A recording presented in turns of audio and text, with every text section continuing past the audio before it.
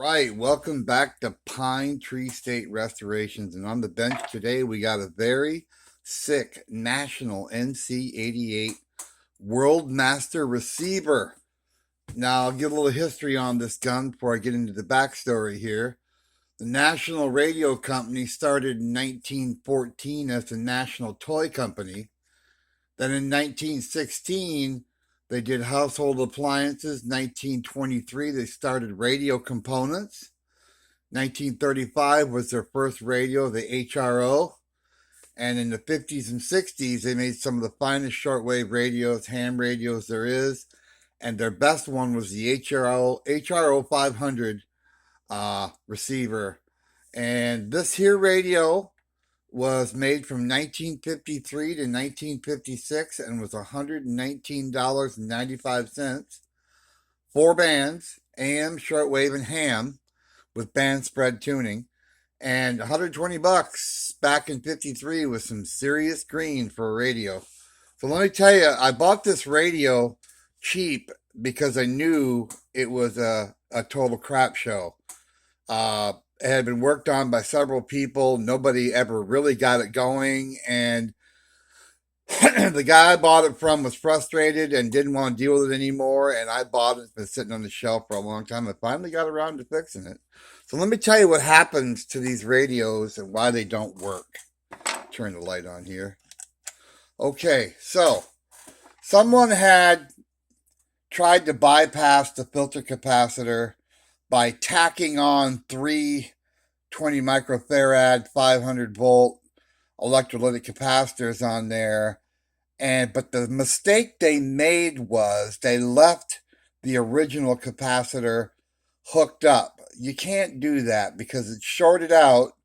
And even if you put another cap on there and it's shorted out, it's not going to work. It's actually going to build up a lot of heat in the power supply and the resistors, the choke. Everything's going to be built up. It's going to be bad. If it even runs at all, it's not going to run long. So you got to unhook the original filter cap if it's shorted out before you put those caps underneath it. A lot of guys will put them inside.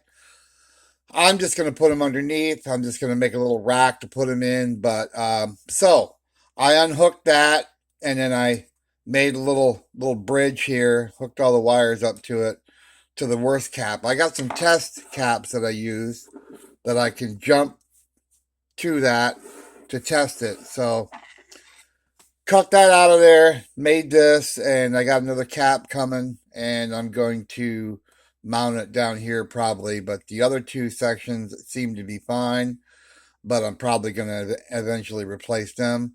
These little red beauties, I call them, these little red capacitors, these plastic ones, you got to change them because they're all dried out and they're junk.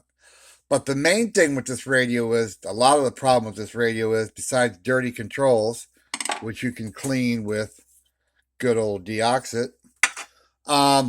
is all the resistors that end in a yellow band, like this one. You got, well, that one don't end in the yellow band, but any of them that end in the yellow band, okay? If the silver band is on this side, that means it's yellow, purple, orange. Silver is 5 or 10%. Any of them that end in the yellow band, you'll find them up in here, all over the place. There's a yellow, purple, yellow. Any of them that end in the yellow band are going to be bad.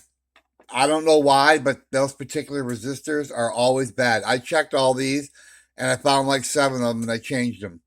I checked this one. Someone had put this in there on the tone control, and I cut it. So if you cut that off the tone control, all you're going to get is high tone. When you put it back on, you'll get your low tone. And I was checking that because I thought something was going on there, but it's not. I'll have to solder that back together. But besides checking the tubes and cleaning the controls, got to go through and check all these resistors because you're going to find half of them bad, way out of range, and that screws everything up. It makes all the voltages everywhere out of whack, and the radio just won't run. It won't run. So you have to go through and check them in the circuit, make sure they're good, cut them out. Now, when you replace them, don't try to heat this up on the IF coil See how they got the little plastic? Don't do that. You heat that IF coil up too much, you'll burn the inside of the coil and you'll ruin the radio. So cut it way back and then cut and paste. Right here, cut and paste. Make a little curly Q, cut and paste. Stay away from these, anything that's plastic sticking out. If you melt the inside of that IF can, you're done. Also, make sure everything around the power supply has been replaced. I haven't replaced this cap yet because I don't have it. It's a .1 600. Got to replace that, and there's a ceramic disc capacitor right here that looks kind of suspect. I'm probably going to change that too.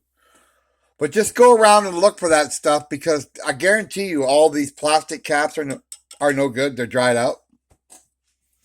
And go ahead and use orange drops or the yellow ones, whatever you want to use. But you got to check these resistors and you got to clean the controls.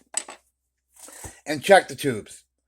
If you reach down and a 6BE6 tube is really cold, it's kind of lukewarm, and your radio ain't working right, that 6BE6 tube is notorious for going out in these. And when they go out, you'll only have half your frequencies, the upper scales will be gone, all kinds of hum will be in there. It's a real crap show. So if any tube's out, it's probably the 6BE6.